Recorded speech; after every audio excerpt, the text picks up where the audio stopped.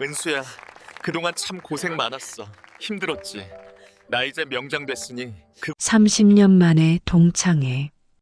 사실 내가 오게 된 건 친구 정미의 간곡한 부탁 때문이었다. 은수야, 우리 나이 60 바라보는데 다들 이제 몸이 예전 같지 않다네. 누가 갑자기 세상을 뜰지 모르는데 얼굴이라도 한번 봐야지. 그녀의 말이 왠지 모르게 가슴에 박혔다. 그래서 나는 이 자리에 수수한 차림으로 나섰다.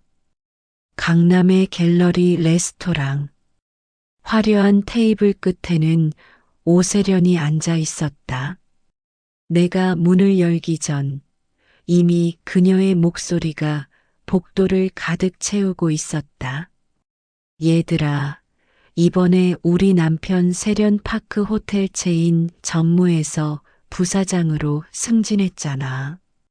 강남 지점 전체를 총괄하게 됐지 뭐야. 이제 남편이 직접 발레 타는 거 볼 일 없을 거야. 수고비로 에르메스 벌킨백 하나 사달라고 했더니 웃으며 카드 주더라. 주변의 감탄사가 폭발했다. 와, 세련아. 부사장. 역시 너희 남편 스케일이 다르다. 부사장쯤 되면 돈도 돈이지만 권력이 장난 아닐 텐데. 맞아, 맞다. 특히 그 강남 지점만 해도 로비력이 얼마나 필요한데. 세련아, 너 정말 팔자 좋다. 나라가 준 복이지. 세련은 명품 보석과 화려한 언변으로 좌중을 압도하며 우월감을 만끽하고 있었다. 내가 조용히 들어서자 정미가 달려와 나를 안았다. 은수야, 정말 오랜만이야. 너 하나도 안 변했다. 정미야, 오랜만이야. 나도 반갑게 인사하며 테이블로 향했다. 어머, 강은수. 세련이 나를 발견하고 눈을 가늘게 떴다. 너 아직도 그 모양 그 꼴이구나. 그녀의 첫마디는 차가운 비수 같았다. 나는 애써 웃으며 말했다. 세련아, 오랜만이야. 너는 여전하네. 학창 시절 그림도 정말 잘 그렸는데 기억나? 미술부 단짝이었잖아. 나랑 너랑 항상 교내 미술대회에서 금상, 은상을 다퉜는데. 그래, 기억나지. 너가 항상 금상을 타서 내가 얼마나 울었는데 넌 그림 잘 그려서 명문대 미술과 합격해서 들어갔잖아. 세련이의 말을 들으면서 갑자기 지난 시절의 과거가 떠올랐다. 나는 명문대 미술과를 졸업한 인재였다. 졸업 후 바로 교수가 될 수도 있었다. 하지만 나는 졸업 전시회에서 만난 꿈을 쫓는 가난한 은입사 공예가인 태영과 사랑에 빠져 결혼했다. 부모님의 반대도 심했지만 나는 가난해도 태영의 예술혼을 선택했다. 그때 세련이가 나를 쏘아보면 말을 했다. 그런데 그렇게 잘났던 은주가 명문대 미술과를 나와서 하는 게 고작 가난한 쇠쟁이 남편 뒷바라지 아니니? 나도 그림 좋아했지만 돈이 최고야. 은준이가 그때 부잣집 아들 만났으면 지금쯤 나보다 더 잘 나갔을 텐데. 왜 하필 그 예술가와 결혼해서 이 모양이냐? 세련의 말에 친구들은 일제히 동정의 시선과 표정을 보냈다. 이어서 세련이는 말을 놓지 않고 나를 아래로 내려다보면서 말했다. 은수야, 듣기로는 남편이 공방 월세도 제대로 못 낸다고 하던데. 그림은 취미로만 해야지. 혹시 남편 작품 팔아서 생활 가능하긴 하니? 너무 수수해서 걱정된다. 내가 아는 사업가한테 남편 작품 좀 팔아줄까? 나는 가슴이 싸늘해지는 굴욕감에 입술을 깨물었다. 그리고 나도 모르게 치맛자락을 움켜쥐고 있었다. 내가 묵묵히 지키고 있는 남편의 무형문화재 은입사 명장의 길은 이들의 눈에는 그저 가난한 쇠쟁이의 허영일 뿐이었다. 남편이 오늘 어디에 가서 여기 있는 친구들이 모두 놀라 까무라칠 사람을 만나고 온다는 것을 난 굳이 말하고 싶지 않았다. 어릴 적부터 아버님의 가르침 때문이었을까? 아버지는 늘 말씀하셨다. 은수야, 앞으로 살면서 절대로 자랑은 하지 말고 살거라. 자랑을 하게 되면 친했던 사람도 시기와 질투하게 되어 관계는 금방 무너질 테니. 아버님의 가르침대로 난 살아왔다.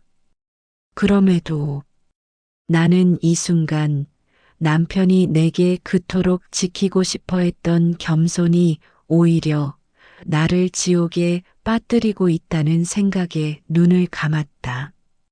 내 손목에 감겨 있던 낡은 은팔찌가 문득 차갑게 느껴졌다. 이 모든 수모가 곧 나의 선택 때문일까? 세련의 조롱과 친구들의 동정에 나는 더 이상 숨 쉴 수가 없었다. 눈앞이 흐릿해졌다. 나는 애써 웃으며 자리에서 일어났다. 얘들아, 미안해. 우리 남편이 오늘 일이 좀 일찍 끝나서 집에 빨리 들어와야 한다고 해서 나 먼저 가봐야 할 것 같아. 세련은 비웃음기 가득한 표정으로 턱을 갭니다. 어머, 아직도 남편 눈치 보는구나. 고생 많다, 은수야. 그래도 공방 일찍 끝나는 덕에 남편 보러 일찍 가네. 착하게 살아. 친구들은 일제히 킥킥거렸다. 나는 마지막 자존심을 지키려 그들을 외면하며 레스토랑 문을 나섰다. 시원한 바람이 얼굴을 때렸다. 가슴속 답답함에 깊게 숨을 들이마셨다. 주변을 둘러보았다. 레스토랑 주변의 빌딩들은 화려한 불빛을 뽐내고 있었지만 내 눈에는 그저 차가운 쇳덩이의 그림자일 뿐이었다. 내가 지킨 가치가 이토록 보잘것없단 말인가? 나는 문득 길가에 놓인 낡고 투박한 철제 난간을 보았다. 거친 세월의 흔적, 아무도 알아주지 않는 그 난간처럼 내 삶도 그렇게 잊혀가는 것만 같아 서러움에 눈물이 터져 나오려 했다. 그때 저 멀리서 묵직한 무게감을 지닌 검은색 수행 차량이 내 앞으로 미끄러지듯 멈춰 섰다. 운전석에서 수행 비서가 내리더니 뒷문이 열렸다. 윤태영 명장, 나의 남편이 정갈한 짙은 남색 한복 정장 차림으로 차에서 내렸다. 그의 가슴에는 눈부신 금빛 표창이 빛나고 있었다. 여보, 남편은 나를 보자마자 달려와 따뜻하게 안아주었다. 힘껏 안아주는 그의 품에서 나는 비로소 안도했다. 여보, 힘들었지? 나를 위해 늘 세상의 시선을 감수하며 살아온 당신이 얼마나 외로웠을까.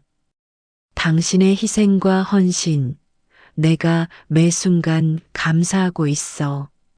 30년 전이나 지금이나 내겐 당신이 가장 귀한 국보여. 그의 진심 어린 한마디에 꾹 참았던 눈물이 터져 나왔다. 나는 남편의 가슴에 빛나는 금빛 표창을 바라보며 우리가 처음 만났던 시절을 떠올렸다. 남루한 작업복 차림이었지만 땀 흘리며 쇠와 불을 다루던 남편의 눈빛은 그 누구보다 늠름하고 강렬했다. 그때 나는 알았지. 이 사람의 눈빛 속에 세상의 어떤 재력도 명예도 담을 수 없는 진정한 예술과 혼이 있다는 것을. 나는 그 혼에 반했고 그를 선택했어. 내 선택은 틀리지 않았어. 남편은 나의 손을 잡고 레스토랑 문을 다시 열었다. 친구들은 여전히 테이블에 앉아 세련에게 아첨하고 있었다. 남편이 정중하게 테이블로 걸어가자 친구들의 시선이 일제히 남편의 가슴에 박힌 표창에 꽂혔다. 어머, 저 표창. 대통령 표창 아냐? 맙소사. 저분 옷차림이. 설마 무형문화재. 아니야? 그때 한 친구가 급하게 핸드폰을 꺼내어 검색을 하며 당황한 목소리로 이렇게 말했다. 세상에, 진짜네. 은수 남편분이 지금 뉴스에 나온다. 대통령한테 표창 받고 있는 모습이. 우와, 대단하고 멋지시다. 친구들은 당황하여 벌떡 일어나 남편에게 과도한 찬사를 쏟아내기 시작했다. 명장님, 뵙게 되어 영광입니다. 저희가 감히 실례했습니다. 그들은 황급히 의자를 빼주며 남편과 나를 상석에 앉혔다. 이 모든 상황을 지켜보던 오세련의 얼굴은 새하얗게 질려 있었다. 그녀는 자신이 조금 전 비웃었던 가난한 쇠쟁이의 아내가 사실은 국가를 대표하는 명장의 부인이며 그녀가 자랑했던 호텔 체인 부사장의 명예보다 비교할 수 없이 높은 인격적 명예를 지녔음을 깨달은 것이다. 세련이는 약간 떨리는 목소리로 나에게 말을 걸었다. 은수 언니, 태영 씨도 정말 오랜만에 뵈어 정말 이렇게 경사스런 날도 오는군요. 와, 세상에 오래 살고 봐야겠네요. 세련이는 그 순간 아까 나를 아래로 내려다보며 모욕과 수치심을 주었던 사람이 아닌 것 같은 갑자기 태도가 확 바뀐 사람으로 변해서 남편에게 잘 보이려 다정한 말투로 말을 걸었다. 태영 명장님, 저희 남편이 그 세련파크 호텔 이번에 부사장 되었어요. 그래서 명장님의 작품은 저희 호텔에 꼭 모셨으면 좋겠네요. 명장님의 작품은 우리 남편 호텔에서 더 크게 빛나실 수 있을 거세요. 나는 세련의 확 바뀐 태도를 보면서 그 추악한 표정과 간사한 목소리를 조용히 바라보았다. 이것이 바로 권력과 물질에 영혼을 판 사람의 마지막 모습이었다. 남편과 함께 레스토랑을 나서는 밤길이었다. 남편의 품에 안겨 차에 오르는 순간까지 나는 뒤에 남겨진 세련의 새하얗게 질린 얼굴과 친구들의 과장된 아첨이 머릿속을 맴돌았다. 30년 동안 내가 지킨 것은 무엇이었을까? 어쩌면 나는 남편의 명예를 숨긴 것이 아니라 나 스스로의 자존감을 세상으로부터 지키고 싶었는지도 모른다. 오늘 세련이 나에게 던진 모든 조롱은 결국 가치관의 차이에서 온 것이었다. 나는 남편의 따뜻한 손을 잡았다. 그 손이 바로 세련이 평생 가져보지 못할 진정한 명예임을 깨달았다. 동창회를 나와서 남편과 집에 도착하자 먼저 와 있던 사랑스러운 아들과 딸이 우리를 환하게 맞았다. 아빠 명장님, 대통령 표창 진심으로 축하드려요. 화려한 파티는 없었다. 그저 남편이 가장 좋아하는 동치미 국수 한 그릇이 전부였다. 투박한 그릇에 담긴 시원한 국물은 세상의 온갖 시기와 질투를 씻어주는 듯했다. 넷이서 도란도란 앉아 국수를 먹는 이 순간이야말로 남편의 은입사 명장 직책보다 더 소중한 가족 명장의 행복이었다. 남편은 따뜻한 눈빛으로 나를 바라보며 여보, 오늘 당신이 제일 고생했어. 나 때문에 평생 짊어진 짐 내가 평생 갚으며 살겠소. 나는 남편의 손을 꼭 잡았다. 무슨 소리예요? 당신의 예술이 내 삶의 가장 큰 빛이에요. 다음 날 아침 벨소리가 울렸다. 인터폰을 보니 고급 외제차를 몰고 온 오세련이 과일 바구니 대신 무거운 서류 가방을 들고 서 있었다. 나는 불안했지만 문을 열어주었다. 세련은 거실에 들어서자마자 주변을 훑어보았다. 은수야, 집이 왜 이렇게 허름하고 작니? 내 남편 명장이라며. 최소한 우리 부사장님 사는 타워 팰리스 정도는 될 줄 알았지. 여기서 작품이 제대로 나오겠어? 나는 미소만 지었다. 그녀의 비아냥거림은 더 이상 나를 아프게 하지 못했다. 잠시 후 세련은 갑자기 태도를 바꾸더니 서류 가방에서 두툼한 봉투를 꺼내 내밀며 비굴한 목소리로 나에게 말을 했다. 은수야, 지난 일은 다 잊어줘. 내가 오늘 온 진짜 이유는 우리 남편이 명장님의 예술혼을 너무 존경해서 그래. 이걸 전시 사례금이라고 생각하고 받아줘. 그리고 부탁인데 이번 주말 VVIP 파티에 남편 작품을 꼭 전시해줘. 얼마를 원하든 다 맞춰줄게. 이번 계약 성사가 우리 호텔 체인에 정말 중요하거든. 내가 남편분한테 한마디만 해줘. 난 봉투를 바라보았다. 봉투 두께가 두툼한 것으로 보아서 큰 거액이 담긴 봉투였다. 세련의 눈빛은 간절함을 넘어 욕심으로 일렁이고 있었다. 나는 미소를 지우고 봉투를 건드리지 않은 채 세련의 눈을 곱게 바라보았다. 그리고 봉투를 들어 다시 그녀의 손에 쥐어주며 단호하지만 정중하게 말을 했다. 세련아, 미안하지만 이 돈과 부탁은 받을 수 없어. 내 남편의 은입사 작품은 돈이 아니라 세월과 혼으로 빚는 것이야. 그 가치는 내 남편의 호텔 사업 계약 조건이 될 수 없어. 나는 잠시 침묵 후 세련의 마음속에 오래 남을 말을 건넸다.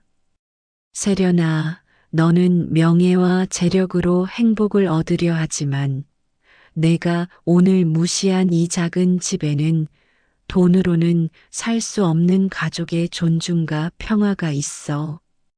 내가 정말 행복해지고 싶다면 남편의 지위가 아니라 남편의 인간적인 가치를 자랑하는 법부터 배워야 해. 그게 진짜 품격이야. 세련은 할 말을 잃은 듯 나를 당황한 듯한 표정을 지으며 더 이상 말을 잇지 못하고 봉투를 쥔 채 부들부들 떨고 있었다. 세련의 얼굴은 일그러졌다.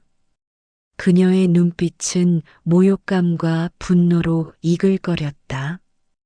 오세련은 신경질적인 말투로 나에게 말하였다. 뭐라고? 내가 감히 나한테 이런 설교를 해? 웃기지 마. 너 나중에 땅을 치고 후회할 거야. 겨우 작은 공방 월세나 내는 주제에 두고 봐. 내가 내 남편 작품을 다른 곳에 어떻게든 전시하는지.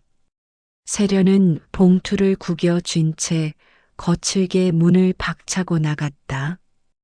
자동차가 있는 곳으로 달려간 세련은 바로 핸드폰을 꺼내 남편에게 짜증이 가득한 목소리로 전화를 걸었다. 여보, 그 강은수 그 여편네가 글쎄 거절했어. 거절했다고. 겨우 월세나 내는 공방 아내가 우리 호텔 부사장님 부탁을 걷어찼다고. 정말 되는 일이 없어. 내가 그년을 가만 안 둬.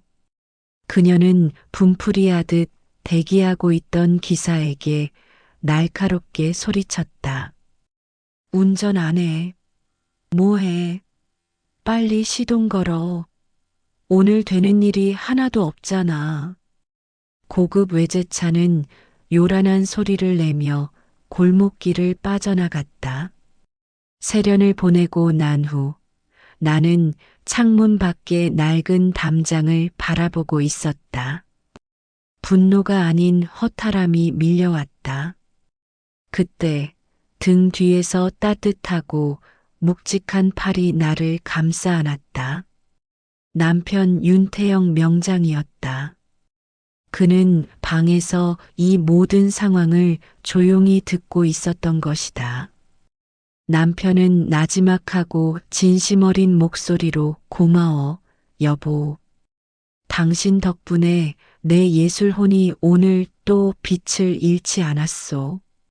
나는 그의 품에 기대어 가슴속 응어리를 녹였다.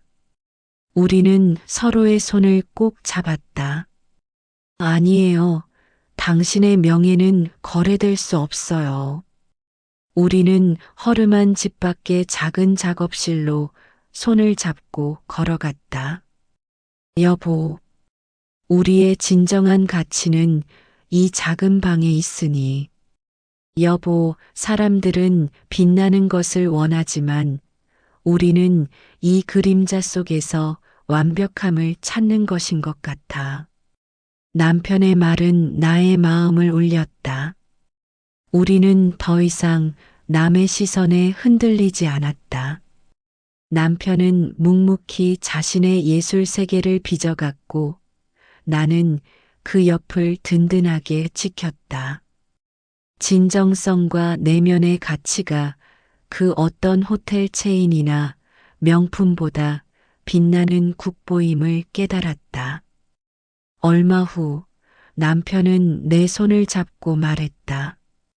여보, 이제 나 자신에게 솔직해질 때요. 우리 함께 유럽의 공예 박물관을 한 달 동안 둘러봅시다. 당신에게 평생 미안했소.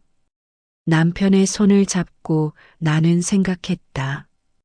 우리의 이 평범한 일상 속의 존중과 사랑이야말로 그 누구도 침범할 수 없는 가장 귀한 유산이라는 것을. 나는 비로소 가장 행복한 장인의 아내가 되었다.